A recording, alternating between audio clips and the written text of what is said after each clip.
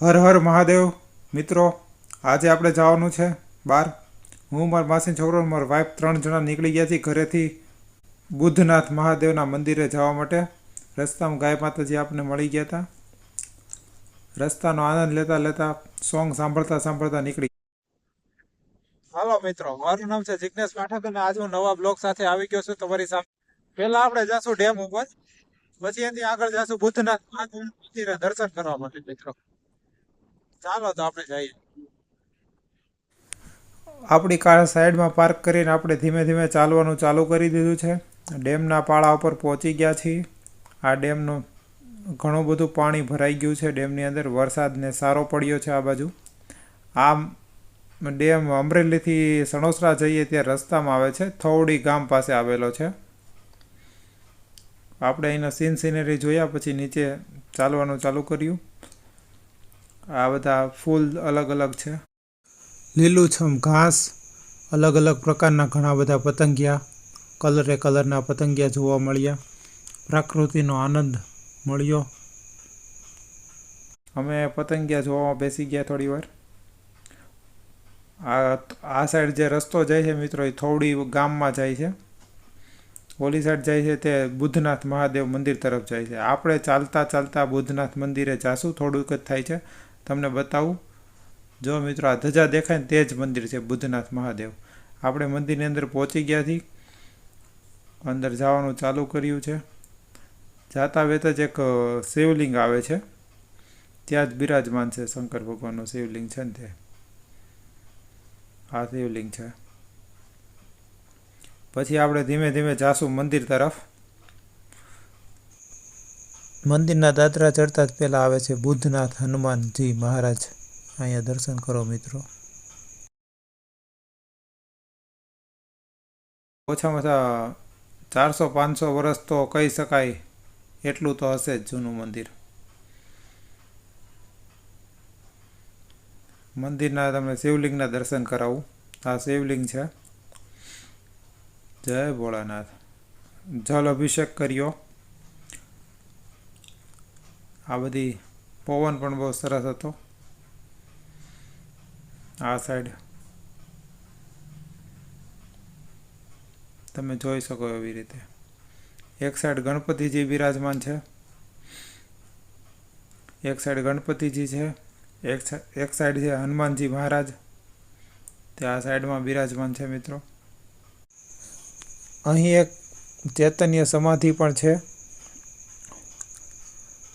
દેવકુંવરગીરી બાપુ સંવંત 1635 ચૈતન્ય સમાધિ એણે લીધેલી છે.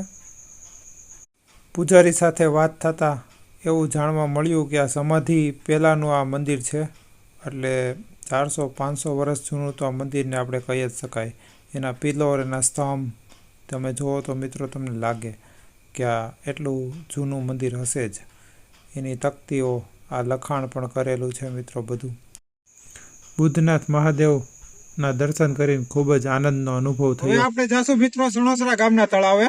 હવે નીકળી ગયા છીએ બુદ્ધનાથ મહાદેવના દર્શન કરીને આગળ જઈએ. થોડીથી સણોસરા જવા માટે અમે લીધો શોર્ટકટ.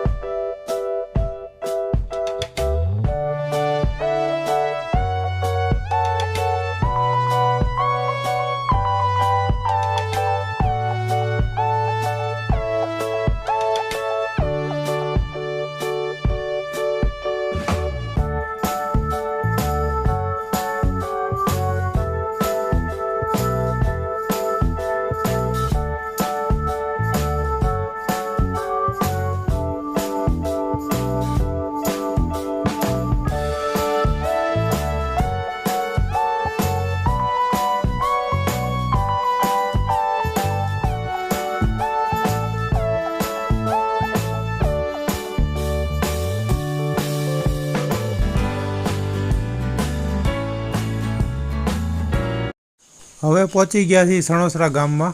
ગામમાંથી એન્ટર કરીને પહોંચી ગયા તળાવ ઉપર. સણોસરા ગામમાં તો સરોવર બનાવેલું છે. આ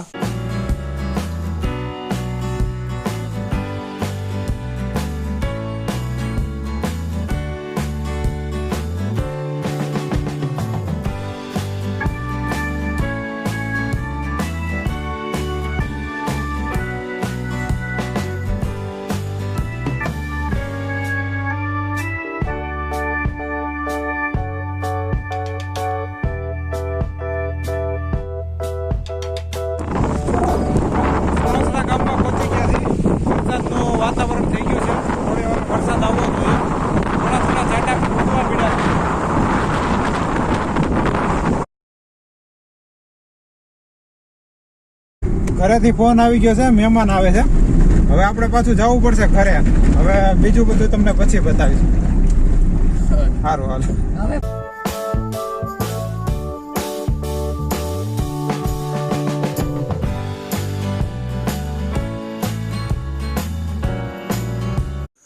ઘરે પહોંચી ગયા છીએ. મહેમાન બધા આવી ગયા છે કે ઘરમાં બેસવાની જગ્યા નથી, એટલા બધા મહેમાન આવ્યા હતા. મારા ફઈના 2 છોકરા, 2 છોકરીઓ, એના છોકરા બધા એક સાથે આવી ગયા હતા. હું ને પપ્પા ને ભૂરો ઉપરની સાઈડ બેસી ગયા દાદરે. પછી અમે ગયા પાઉંભાજીનો પ્રોગ્રામ કરી નાખ્યો.